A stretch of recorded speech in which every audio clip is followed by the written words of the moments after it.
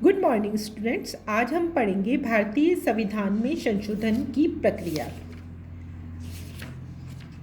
भारतीय संविधान पर स्पष्ट रूप से हम ब्रिटिश प्रभाव को देख सकते हैं। यद्यपि भारतीय संविधान के निर्माण के दौरान संविधान सभा में दो परस्पर विरोधी विचारधाराओं का अस्तित्व था। पहली विचारधारा संविधान को कठोर बनाना चाहती थी।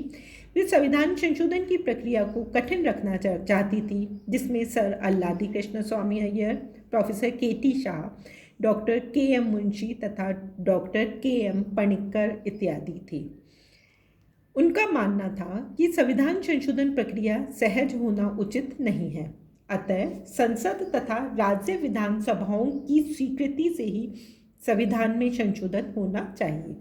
पर एच.वी. कामत तथा अन्य नेता भिन्न दृष्टिकोण रखते थे, विपरीत दृष्टिकोण रखते थे। उनका मानना था कि संविधान को लचीला होना चाहिए, परिवर्तनशील होना चाहिए, तभी संविधान जीवित रहता है। पंडित नेहरू का भी यही मानना था और उन्होंने कहा कि एक ऐसा संविधान जो स्थिर और गतिहीन है, भले ही वह कितना अच्छा और परिपूर्ण क्यों न हो, व्यर्थ और बेकार समझा जाएगा। उसकी उम्र चाहे जो भी हो, उसे हम एक वृद्ध संविधान कहेंगे। एक ऐसा संविधान जो मौत के निकट पहुंच रहा है। जिंदा संविधान वह है जो विकासमान है, जो बदलती हुई परिस्थितियों के अनुसार अपने को ढाल सके, जिसमें गतिशीलता हो और जो आवश्यकता अनुसार सुगमता से बदला जा सके। तो भारतीय संविधान के अंदर हम पाते हैं कि हमने भारतीय संविधान को लचीला भी रखा है और कठोर भी रखा है। भारत के संविधान का कुछ भाग ऐसा है जिसमें कि ब्रिटिश संविधान की तरह आसानी से संशोधन या परिवर्तन किया जा सकता है, जबकि संविधान का कुछ भाग ऐसा है जो कि अमेरिका की संविधान की तरह कठोर है। तो भारतीय संविधान एक अनूठा संविधान है जिसमें हम कठोरता तथा लचीलेपन दोनों के सम्मिश्रण को देख सकते हैं। भारतीय संविधान की जो संशोधन प्रक्रिया है उसका उल्लेख संविधान के भाग 20 में अनुच्छेद 368 के अंतर्गत किया गया है तथा संविधान संशोधन को 3 श्रेणियों में विभाजित किया गया है। पहली श्रेणी है साधारण बहुमत द्वारा। संविधान के कुछ अनुच्छेद ऐसे हैं जो संसद के दोनों सदनों के साधारण बहुमत से संशोधित किए जा सकते हैं, जैसे अनुच्छेद 3 जिसका संबंध राज्य की सीमाओं, उनके क्षेत्रफल व नाम से है। अनुच्छेद 169 के अनुसार संसद कानून द्वारा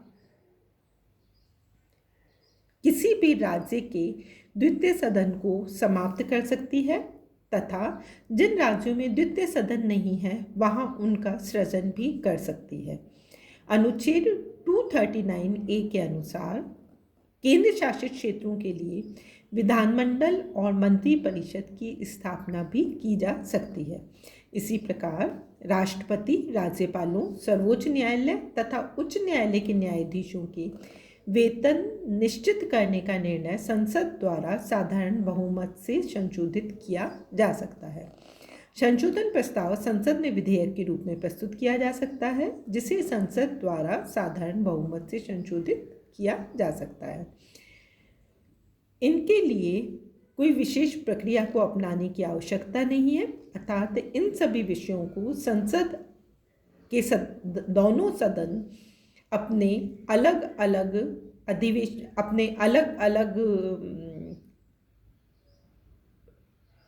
विधेयकों को पारित कर सकते हैं, या दूसरे शब्दों में हम कह सकते हैं कि संसद अपने साधारण बहुमत से इन विधेयकों को संशोधित कर सकती है। द्वितीय प्रकार का जो प्रक्रिया है वह है विशेष बहुमत द्वारा संशोधन, अर्थात इसमें संसद की स्पेशल मेजॉरिटी की जरूरत होती है। इसके अंतर्गत पहली व तीसरी श्रेणी के अतिरिक्त अन्य सभी उपबंध के संशोधन किए जा सकते हैं, जिसमें कि और इस प्रक्रिया में दोनों सदनों के 2/3 बहुमत की आवश्यकता होती है। संशोधन का प्रस्ताव किसी भी सदन में रखा जा सकता है। सदन यदि कुल सदस्य संख्या की बहुमत तथा उपस्थित व मतदान करने वाले सदस्यों के 2/3 बहुमत से संशोधन विधेयक पारित कर दे तो उसे दूसरे सदन में भेज दिया जाता है, जहां यही प्रक्रिया अपनाई जाती है। तत्पश्चात राष्ट्रपति के हस्ताक्षर के लिए संशोधन विधेयक भेज दिया जाता है। यदि दोनों सदनों में मतभेद है तो प्रस्ताव अस्वीकृत हो जाता है, अर्थात दोनों सदनों की स्वीकृति आवश्यक होती है तथा इस क्षेत्र में दोनों सदनों के संयुक्त अधिवेशन का प्रावधान नहीं है। तीसरे प्रकार की प्रक्रिया है संसद का 2/3 बहुमत तथा राज्य विधानमंडलों का अनुमोदन। राष्ट्रपति के निर्वाचन की पद्धति, केंद्र और राज्य की कार्यपालिका शक्ति का विस्तार, संसद में राज्यों का प्रतिनिधित्व, संघीय व राज्य न्यायपालिका, केंद्र राज्यों के विधायी संबंध आदि कुछ विषय ऐसे हैं जिनके लिए संसद के दोनों सदनों द्वारा अपने कुल बहुमत तथा उपस्थित व मतदान करने वाले सदस्यों के 2/3 बहुमत की आवश्यकता होती है। साथ ही साथ में देश के कम से कम आधे राज्यों के विधानमंडलों की स्वीकृति भी आवश्यक है। अनुच्छेद 368 का संशोधन भी इसी प्रक्रिया के अंतर्गत आता है। वास्तव में ये वे विषय हैं जो केंद्र तथा राज्य दोनों के अधिकारों को प्रभावित करते हैं। संघीय व्यवस्था की भावना के अनुकूल राज्यों के अधिकारों पर किसी प्रकार का प्रतिकूल या विपरीत प्रभाव न पड़े, इसके लिए राज्यों की भागीदारी की भी व्यवस्था की गई है। यद्यपि संशोधन प्रक्रिया जटिल है, पर राज्यों की स्वायत्तता व अधिकारों की रक्षा के लिए यह आवश्यक भी है।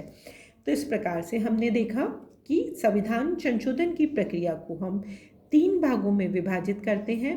पहली साधारण बहुमत द्वारा संशोधन, दूसरी विशेष बहुमत द्वारा संशोधन और तीसरी संसद के 2/3 बहुमत के साथ ही साथ राज्यों के विधानमंडलों का अनुमोदन। इसके साथ ही हम देखते हैं कि संशोधन विधेयक पर राष्ट्रपति के हस्ताक्षर या राष्ट्रपति की भूमिका भी होती है। जिस प्रकार अन्य सभी विधेयक राष्ट्रपति के हस्ताक्षर के पश्चात ही कानून का दर्जा प्राप्त करते हैं, उसी प्रकार संविधान संशोधन विधेयक पर भी राष्ट्रपति के हस्ताक्षर आवश्यक होते हैं। यद्यपि यह एक औपचारिकता है, 24वें संविधान संशोधन जो कि 1971 में आया था, में इस संबंध में यह स्पष्ट किया गया कि संसद के दोनों सदनों से पारित संविधान संशोधन पर राष्ट्रपति को हस्ताक्षर करना आवश्यक है।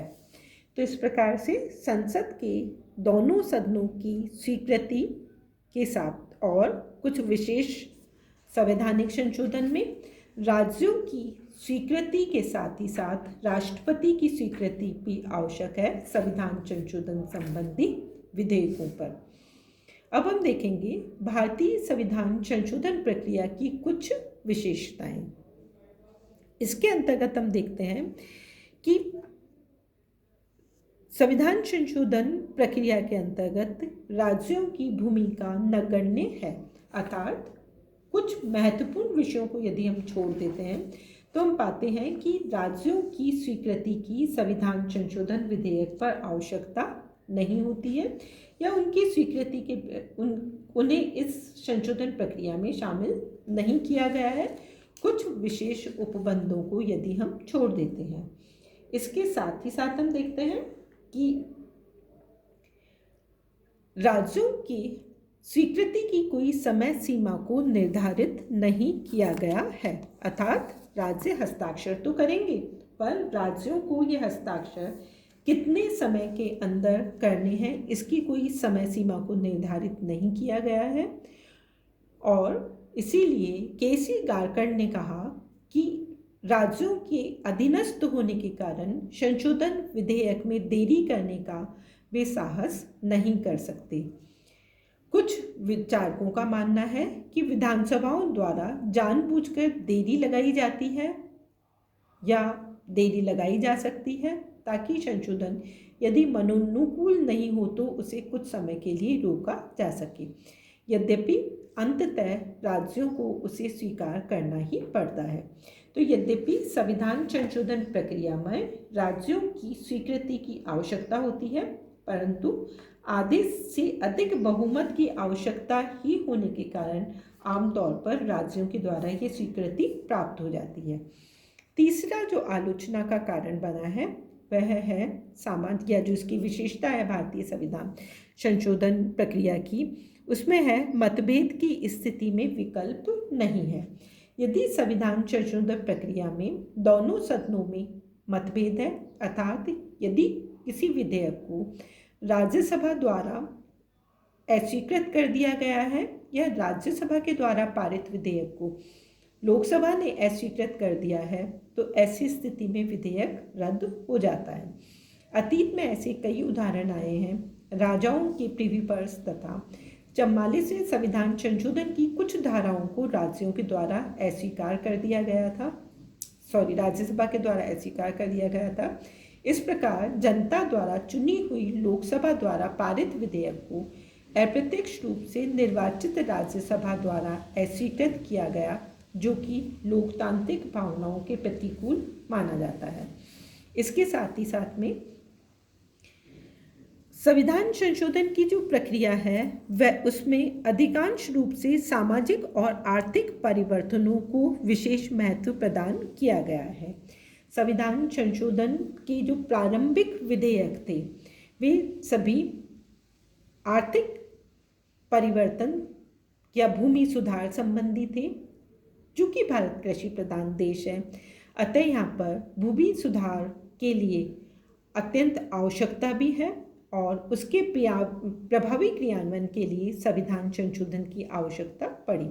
1951 से लेकर 1955 में पहले और चौथे संविधान संशोधन इसी दिशा में किए गए प्रयास हैं और 42वां जो अमेंडमेंट है वह भारत को समाजवादी गणराज्य घोषित करता है।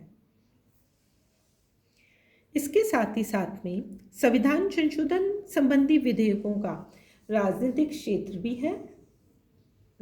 इनके द्वारा राजनीतिक क्षेत्र में भी महत्वपूर्ण परिवर्तन किए गए हैं। 52वां संविधान संशोधन द्वारा दल बदल को रोकने का प्रयास किया गया। इसी प्रकार मतदान की आयु 21 वर्ष से घटाकर 18 वर्ष और जो की गई वह राजनीतिक क्षेत्र में किया गया प्रयास है। इसके साथ ही साथ हम देखते हैं कि भारत में संवैधानिक संशोधनों में जनता की भागीदारी का हमें अभाव दिखाई देता है। जनता या जनमत को संविधान संशोधन प्रक्रिया को प्रत्यक्ष रूप से प्रभावित करने का अधिकार नहीं है, यद्यपि वह अप्रत्यक्ष रूप से किसी संविधान संशोधन को प्रभावित कर सकती है। जैसे वर्तमान समय के अंतर्गत हम देखते हैं कि जो कृषि बिल है उस पर कृषक वर्ग के द्वारा जनमत का निर्माण किया जा रहा है विधेयक में संशोधन या परिवर्तन के लिए, परंतु स्पष्ट रूप से स्विट्जरलैंड की तरह भारत में संविधान संशोधन संबंधी विधेयकों पर जनमत संग्रह का अधिकार या जनमत संग्रह की व्यवस्था नहीं है। इसके साथ ही साथ हम देखते हैं कि संविधान संशोधन संबंधी विधेयक पर संसद की शक्ति असीमित तथा अमर्यादित नहीं है। 42वें संवैधानिक संशोधन के द्वारा संसद की विधायी शक्ति को असीमित कर दिया गया था, परंतु 1980 में सर्वोच्च न्यायालय ने जो निर्णय दिया उसमें संविधान संशोधन के क्षेत्र में संसद की शक्ति असीमित नहीं है। संसद संविधान के मूल ढांचे पर आघात नहीं पहुंचा सकती है। संसद संविधान की सर्वोच्चता को स्वीकार करते हुए यह स्पष्ट किया गया है कि संसद संविधान की सीमाओं के अंतर्गत ही कार्य कर सकती है। इसके साथ ही साथ हम देखते हैं कि संविधान संशोधन की जो प्रक्रिया है उसकी एक विशेषता है कि इस पर न्यायालय को भी शक्ति प्राप्त है। भारत में यद्यपि स्पष्ट रूप से न्यायिक पुनरावलोकन की व्यवस्था नहीं की गई है, परंतु संविधान की सर्वोच्चता या मौलिक अधिकार या संघात्मक व्यवस्था के कारण न्यायालय की शक्तियां व्यापक हुई हैं और इसी के अंतर्गत हम देखते हैं कि न्यायालय संविधान संशोधन संबंधी विधेयकों को समाप्त भी कर सकती है या उसके किसी कुछ भाग को रद्द भी कर सकती है। कार्यपालिका या विधायिकाओं द्वारा जब भी सीमाओं का अतिक्रमण किया है, वहीं पर न्यायपालिका ने अपनी पहल के द्वारा उन संसद या कार्यपालिका की शक्तियों को सीमित किया है। ऐसे में संसद के माध्यम से न्यायिक निर्णयों को निष्क्रिय करने का भी प्रयास किया गया है, परंतु आमतौर पर न्यायालय की सर्वोच्चता स्वीकार कर ली जाती है। इसके साथ ही साथ में संविधान संशोधन की एक प्रक्रिया के बारे में अस्पष्टता की विशेषता भी मानी गई है। अर्थात ये माना गया है कि अनेकों स्थान पर भारतीय संविधान में संशोधन की प्रक्रिया अस्पष्ट है, जैसे राज्य कितने समय के अंदर स्वीकृति देंगे और इस बीच में राज्यों की शासन व्यवस्था में यदि कोई परिवर्तन हो जाता है तो उसकी स्थिति क्या होगी। इन सब बारे में संविधान मौन है। संविधान संशोधन की प्रक्रिया के बारे में यह भी कहा जाता है कि यह जटिल है, अर्थात आमतौर पर किसी भी देश के संविधान में संशोधन की कोई एक ही प्रक्रिया होती है, या तो संसद के साधारण बहुमत से, या संसद के 2/3 बहुमत से, या संसद के 2/3 बहुमत के साथ ही साथ में राज्यों की स्वीकृति के पश्चात संशोधन कर दिया जाता है। परंतु भारतीय संविधान में 3 प्रकार की प्रक्रियाएं अपनाई गई है जिसने संशोधन प्रक्रिया को जटिल कर दिया है। तो ये थे भारतीय संविधान की संशोधन की प्रक्रिया। अगली कक्षा में हम पढ़ेंगे संविधान संशोधन का महत्व।